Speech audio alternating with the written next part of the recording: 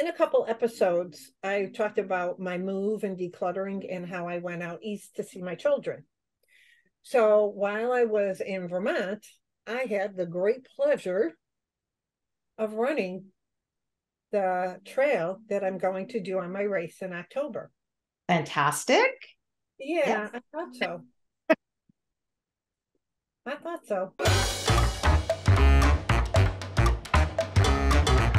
What shocked me was as much as I have worked, and I work on it daily, on my mindset and having a growth and an open and positive mindset.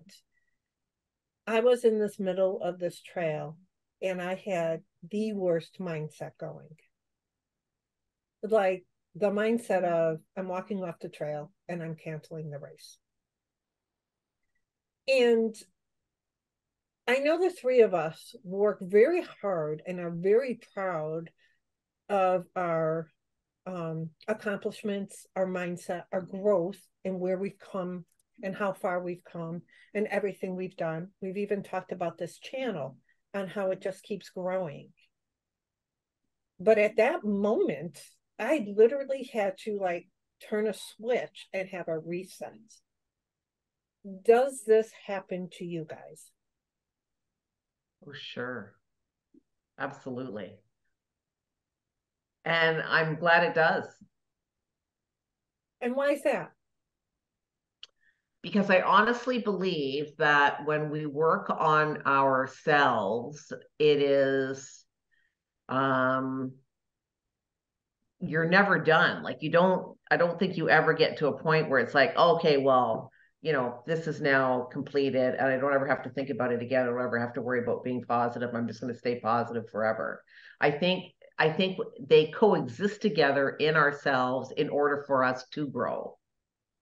So, I mean, our neural pathways, I know mine, I've had 67 trips around the sun, and my neural pathways for a lot of things are big, right?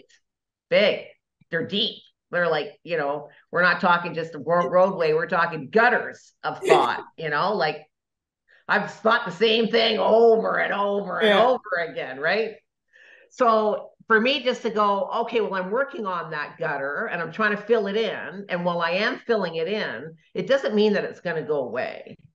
Something's going to come up for me. Something's going to trigger me to look at that roadway again. And I think the difference is that I can still have those thoughts, but it's how quickly can I pull myself back?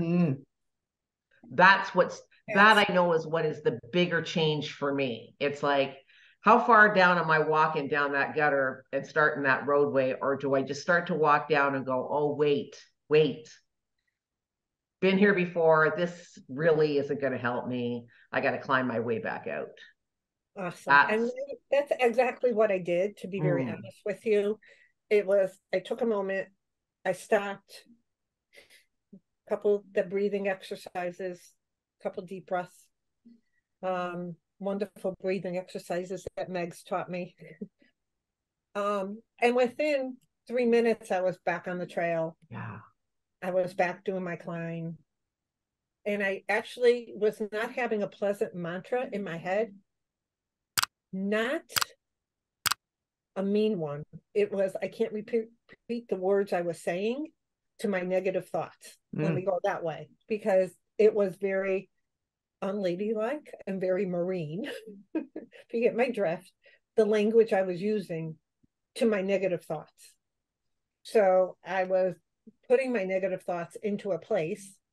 And then the thought was, Michelle, you just gave them space. You're allowing them to win. What are you going to do about it? You've been here before. Are they winning, or are you going to allow them to lose? And so if I'm having these thoughts, I think sometimes we feel alone and we don't think someone else is having that exact same problem. It might not be verbatim what the problem is, but we think we're alone. And here's the funny thing. When I got done with it, and I had a conversation with my son, who has completed 551 miles, in one race in 10 days. And Amber, who's completed 250 miles in 5 days in one race, they said they have those thoughts daily. So isn't it liberating to go, I can have those thoughts and still do what it is that I need to do. I can pull myself back. They can be there, and that's okay. Yeah. Because I know what to do with them. I know how to reset them. And I mean, sometimes they win. Like, I'll be perfectly honest. Sometimes they win. Sometimes I go down that gutter and it's like, it's been raining, it's a slippery slope, and it's really hard to come back out. And it's okay. That's okay too, because that's part of the growth. That's part of it. Tracy, I think that's the part too. Oh, sorry, Michelle. You were smirking, so go ahead. I was just gonna say, I think that's part of it too, is that you're so proud of, okay, on my part, so proud. I'm going down this road, and look at me. Good on you, Tracy. And then this other piece comes roaring up, and I can't put that side away. That gutter in my brain is pretty big. And you don't necessarily, not Michelle, where you're talking bad to yourself, but it's like, what? I thought I got rid of that. I thought I had moved on. I thought I was all this. And you feel sometimes that you're stepping way back at the beginning. And it's like, what? I thought I had empowered myself. I thought I had done the work. And yes, we have to do it. It's a continuous stuff, but sometimes it just kind of hits you in the head. Like, really? I thought I had got this under control. Yep. Yeah. And it's sometimes I feel exhausted from it.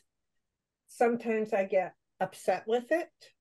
And then sometimes, Tracy, it's like you said, oh, wait a minute, I have this tool. I know what I'm supposed to do with it. And I think we've talked in past episodes also about emotional health. And that's where I sometimes allow myself to have that feeling, to be upset, to, I'm gonna walk off this. Yep, I'm not gonna do this race. Okay, I'm not gonna do it. And I give that to myself for a day. All right, you don't have to do it. And I end up waking up and I'm like, oh no, no. I'm going to do this race. It's like the whole thing. And I ended up, I did the race. I didn't even do the race. I did it. It was a 1,400-foot climb. It's 6.4 miles. I did it in 2 hours, 2.5 hours. And here's the thing. The trail wasn't cleaned. I had to climb over trees. I came over stumps. I stopped at the really steep climbs, but I ran downhill. I ran through areas I've never ran before. I completed it in 2.5 hours. And when I had the conversation with my coach about it, she was ecstatic about everything, even my struggles, because she said, now we know what we are going to work on. And so she gave me a couple tweaks, as we talked about, tweaking things in your life. The following Saturday, I had a 9-mile, 2,200-foot climb in Vermont, in one of the toughest mountains in Ripton, Vermont, on an ultra trail. And I did it in 3 hours and 25 minutes and 12 seconds. And Jason and Amber and my coach thought I'd do it in 4 to 4.5 hours. That's awesome. So I'm not saying that because, oh, look at me. I'm saying it because where my mindset was and what it did, and then having a conversation with somebody, and those people were like, yeah, we do that all the time. Like, yes, that enters our mind consistently. Like, constantly. Like, yeah. And her saying, you need to slow down to get faster. I'm going to say that again. I had to slow down to get faster. Mhm. So I was pushing the hills too much and I was hyperventilating. So I had to stop. So now we found my range for this. So, I mean, I'm talking about walking, like doing an ultra trail, but where can we take that exact same advice and do it with anything else within our life? So when it comes to our mindsets and you decide you want to be a positive person, having the negative thoughts, as you said, Tracy E., is part of our growth. Mhm. Because I think if we don't acknowledge them and we don't have them, and we're always in that positive mode, then we're just walking around with rose-colored glasses on. I like rose-colored glasses. Not a problem. Yeah. But it's like you said, we get all of a sudden something comes roaring back in and you're thinking, oh my God, I thought I dealt with this, right? But the point of that, the point that comes back is that the beauty of what you have already discovered and already know what you can do with that, because you have conquered it in the past. But I think just because it shows up again doesn't mean it's like, oh, something's wrong with me. But I think that's the point too, is that, say, riding a bike, right? You've figured it out, you wrote, and you're fine. And now you're doing trails or you're doing whatever. And then all of a sudden you feel like you're back where you don't even know how to ride a bike. And I think a lot of us, and sometimes I sit in that, instead of going, hey, you know how to ride a bike. You've already done that. I think sometimes I'll sit over here and go, oh my God, I got to start all over again. I got to start this big hill, this big new accomplishment, where I just have to really pick myself up and go, you've got this. You've done it before. Continue on. And I think that's a bit different than, like, for you, Michelle. For me, on certain things that I'm working on, I might have gone, I can't do it and I'm done. Instead of going, I've done it before. I know I've got my training. I've got all this. And it's a big thing to realize you have that in you already, because you have done it. But you do, Tracy. Sorry, Michelle, you do too, Tracy. Otherwise you wouldn't be able to do it. Like, even though we go back, and I think we all experience this, where we get that, oh my God, I got to do, like, I'm just starting from ground zero. The point is that from ground zero to the next step is a lot faster than it ever was before. And it just keeps getting faster and faster and faster. Right. And I'm talking about specific things. Like like overall, like I totally agree with you on that. I'm talking about specific things within me that I just go, oh, crap. Yeah. Here we go again. I have those too. Me too. I have those too. There's other things that don't even deal with trail racing that I'm like, yep, I have that all over again. And I think if people don't have that, they're not being realistic, meaning we always have things where we should be working on or doing. So there's this gentleman that when I was at this second location for that 9-mile hike, that was actually the same location where Jason and Amber ran their races. It's called Infinitus. It's in Ripton, Vermont. And there were other races going on. And one of the races is what they call the DECA. And you run a marathon a day for 10 days in a row. And it's it's an 18-mile loop through the woods, and then it's this 9-mile loop through the moon. And one of the gentlemen that does it, and has been doing it for the last umpteen years, this year he was 76 years old. So we're going to let that sit for a second. Yeah. But here's what he tells Jason and Amber. I don't care how old you are. If you don't lean into growth and a goal every day, you stop living. This man, like, he out-hiked me up this mountain. And yeah.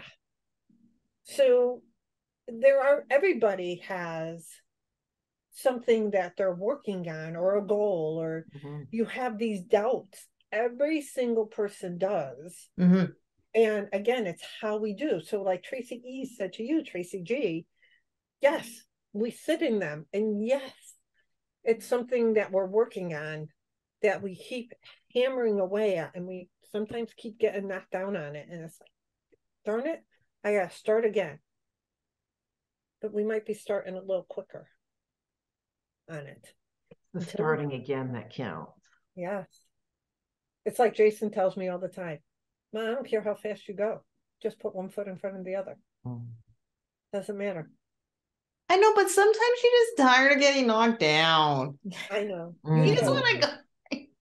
Yeah, you can. Absolutely. I am there with you. I am right there. We're sitting there side by side, Tracy. Arm in arm. Yes, I'm there with you. We probably on two different things, but yes, I am there with you. I'm going through it right now. Aren't you doing an ultra race, Tracy? Yeah, I'm only in my head. But that counts. That counts. Hey, my I have to go back out to Vermont in August because now my trainer wants to be there with me in August, and me, Amber, and her are going to train together. I'm just like, oh my goodness, this means I really can't get away from this. But that's just support. So it is what it is. That's good support. That's not like, that's good support. And you just think of like what we just said about, you know, making sure you're continuing on rather than figuring that you're starting over, or that you're starting over faster and things like that. Like, you know, how long ago? 5 years ago? 4 years ago? This wasn't even in your radar? Oh yeah. 5 years ago. And you know, it's just crazy. It is unbelievable. So Jason started it 3 years ago. 3 years ago. And then they do these other types of races that I have to go back to next May. I can't announce it. We should have Miss Amber back on and let her announce it. But I have to go back there next year, and now I have a more intricate part. But it's like the growth within myself. I mean, of being able to be considered. Like, I don't even consider myself an ultra trail runner. I don't consider myself that. But yet, maybe you should. Right. It's that mindset aspect. Maybe you should. Right. And it's that whole mindset. And it doesn't have to do with positive or negative. It's just that role that I see myself. I don't, you know. Now that's interesting. Why don't, like, that's another one. That's another one we should talk about, like the roles. We mentioned that, right. Like the roles we have of ourselves, that you are doing something, yet you don't claim to be what you're doing. Right. Yeah, and so we talked interesting. in the past episode about Tracy about decluttering her past role in her work. Like roles are like, we think roles defined us, and I don't think we put roles where they belong sometimes. If you think about it, I know we're getting off topic here, but but that we're going to save that for a next episode or something, because that's a good one. But you can say what you're going to say. We'll just add. I think sometimes, you know, that's what's wrong with empty nesters, because their role has been as a parent. Yeah, it's hard. Only. And so now you're an empty nester and you don't know what to do with yourself. So I think that's a really good episode. Yeah. So I end it on here. So 2 questions, viewer. You ready? 1, how's your mindset? What do you need help with within your mindset? What is that conversations that you have with yourself? And those conversations sometimes start the minute you wake up and right before you go to bed. So what is that? What can we help you with there?